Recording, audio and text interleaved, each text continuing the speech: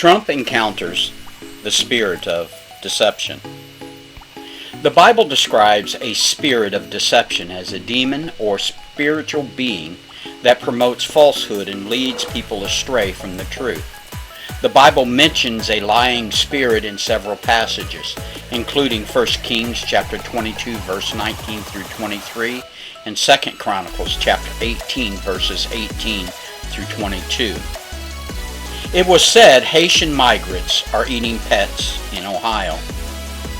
The social media user who posted what appears to be one of the first claims of the Haitian migrants kidnapping and eating family pets in Springfield, Ohio, was simply repeating a story she had heard from a neighbor, who heard it themselves from a friend, who'd heard it from someone else, according to the news report.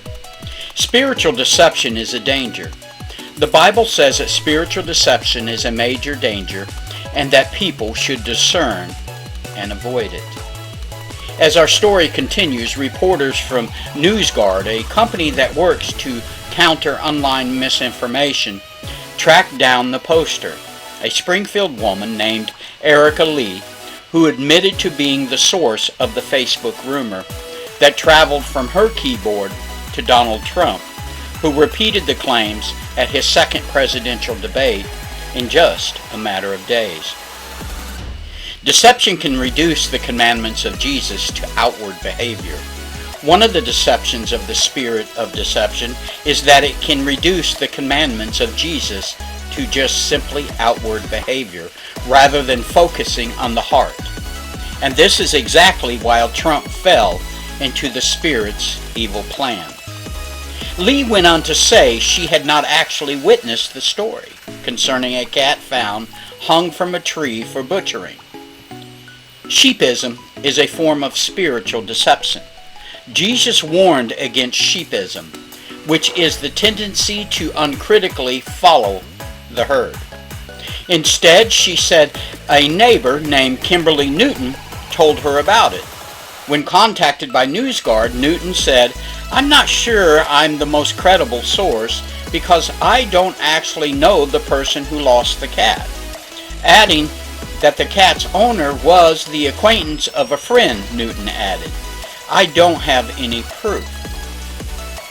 Reflecting on the profound mysteries of divine purpose, it is important to recognize that God may allow spiritual deception as a form of punishment for willful sin.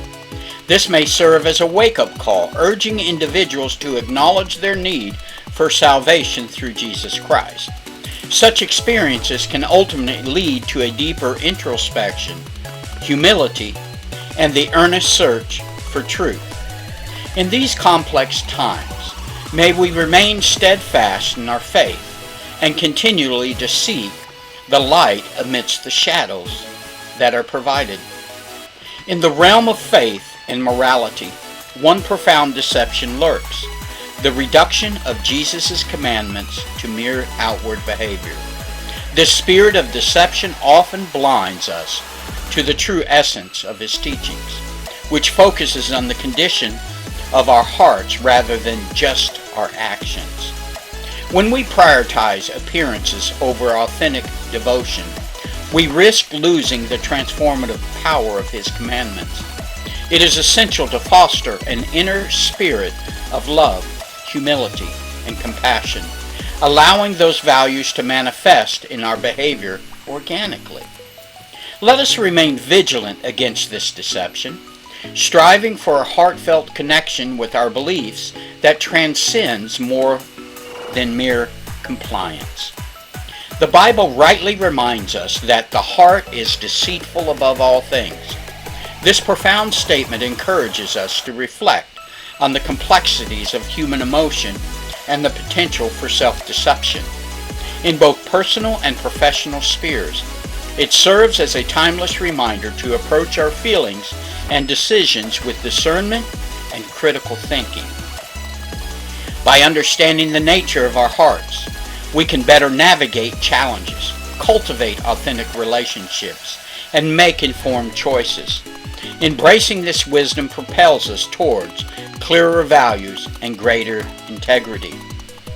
This discussion is not meant to discredit Trump and his presidential run for the United States of America, but what it produces as a man who confesses Jesus Christ as his personal Savior. He has an obligation to present the American people with the truth, not his opinion, not what he thinks, not what he reads on social media, but actual truth. This is why God had commanded us as people to pray for our leaders. We need to lift him up. We need to exalt him. We need to pray the wisdom of God permeate his decision making. And we need to pray for his protection. America needs a leader that can lead the country in truth, resilience, and strength. May God richly bless you.